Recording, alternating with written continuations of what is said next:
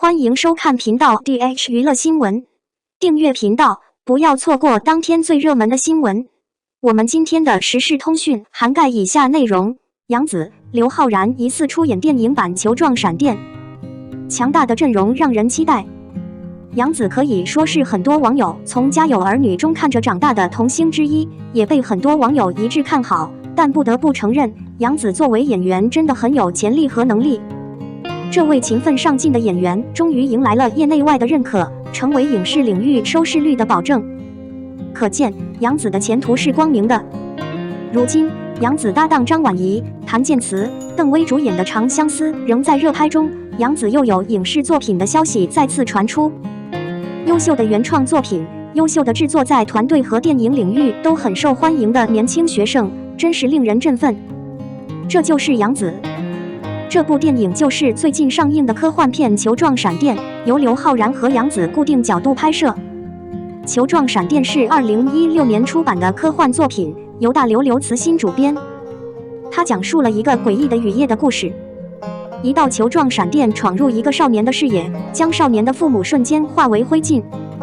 少年一生都在解开将他变成孤儿的自然之谜，但他没有想到，多年后他的研究被列入了新概念武器的开发计划，而他所寻找的球状闪电也成为了决定下一场战争中生存或死亡的终极武器的故事。刘慈欣的球状闪电结合了多个学科，令人震惊。简单易懂的散文中穿插着专业术语，衬托出细腻的想象力和诗一般的理工浪漫。我相信电影和电视，它一定是伟大的事后。这部《球状闪电》的编剧将由著名编剧、影评人张小北和原作者刘慈欣完成。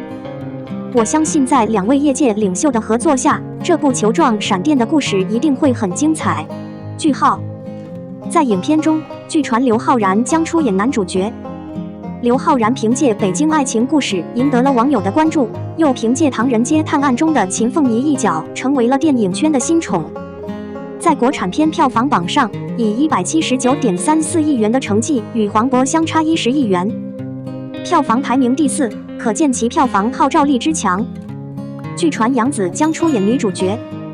杨紫虽然出演了不少电影作品，但实在不如在电视剧领域，从《白蛇传》到《甜蜜蜜如霜》《亲爱的白蛇传》女心理师余生请多多指教，创造了一个又一个热播剧，成为当之无愧的收视冠军。如今，刘昊然和杨紫主演刘慈欣的电影版《球球大作战》，虽然不知道会给大家带来什么样的惊喜，但一定值得期待。如果这个消息是真的，那么在两人档期合适的时候，就会发出开机消息。那么你是否期待这部由刘慈欣的科幻小说改编的《球状闪电》呢？你是否期待像杨紫和刘昊然一样主演？02继相密之后，仙侠剧又爱戳老公了。徐凯被捅了3刀，肖战的新剧也被捅了1刀。三生三世十里桃花走红后，仙侠剧系几代人都在虐恋。在相密走红后，我开始拍摄女主角刺杀丈夫的著名场景。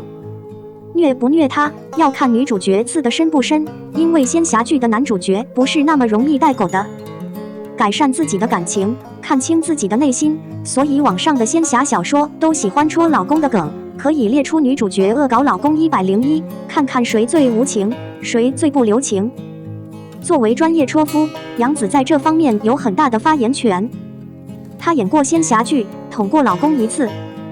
在《天机之白蛇传说》中，她为了救男主角，用剑刺伤了男主角。而程毅主演的《琼楼玉宇》中，预告片中也有刺伤男主角的场面。当然，这部剧有更多虐待女主角、伤害男主角的场面，最后是他哭了。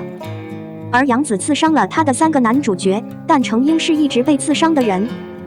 在沉香如屑之前，他在琉璃中差点被捅成筛子，因为误以为他是妖怪，杀了浩辰哥哥，玄机毫不留情地捅了他1刀。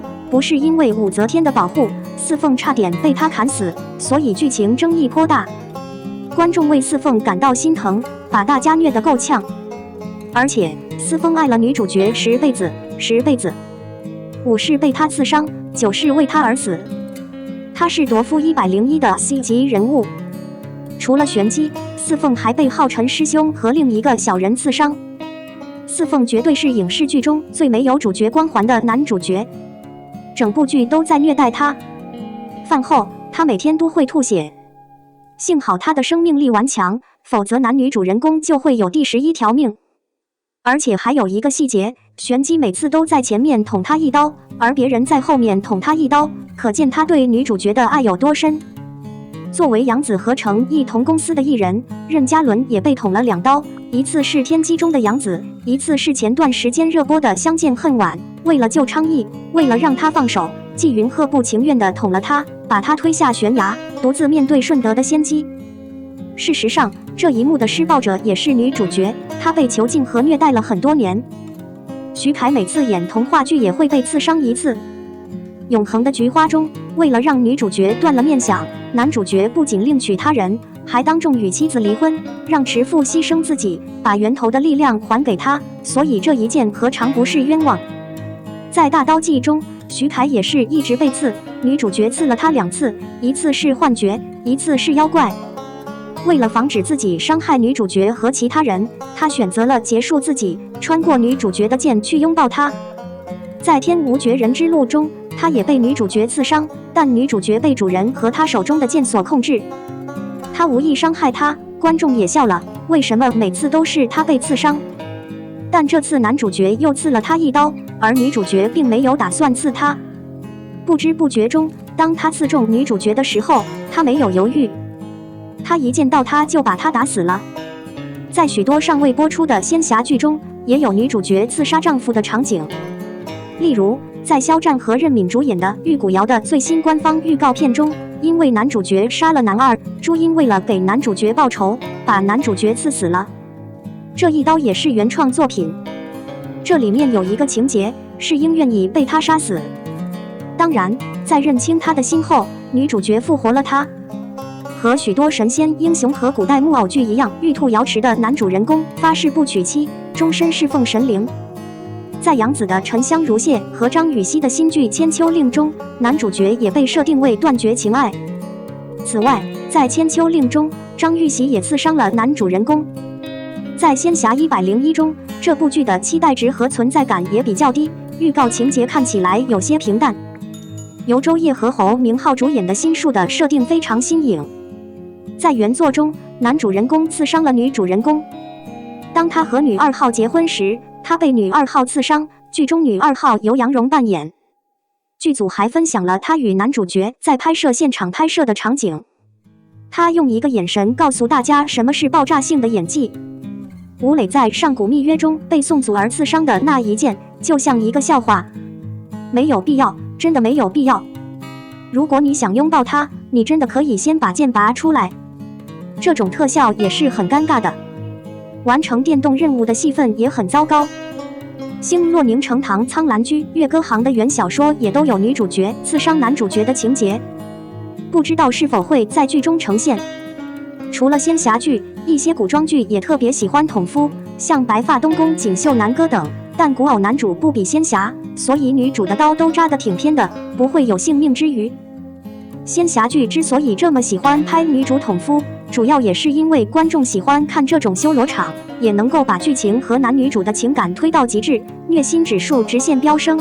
但这类剧情也很考验演员的演技和 BGM。那么多捅夫的名场面，最有感觉的还是香蜜和琉璃。也希望仙侠剧能多玩一些花样，不要照着一个情节使劲拍，能多点新意与巧思。我们的新闻部分文此结束，欢迎把你们的想法留在评论区，大家一起讨论一下。欢迎，也别忘了帮我点个赞加关注谢谢大家。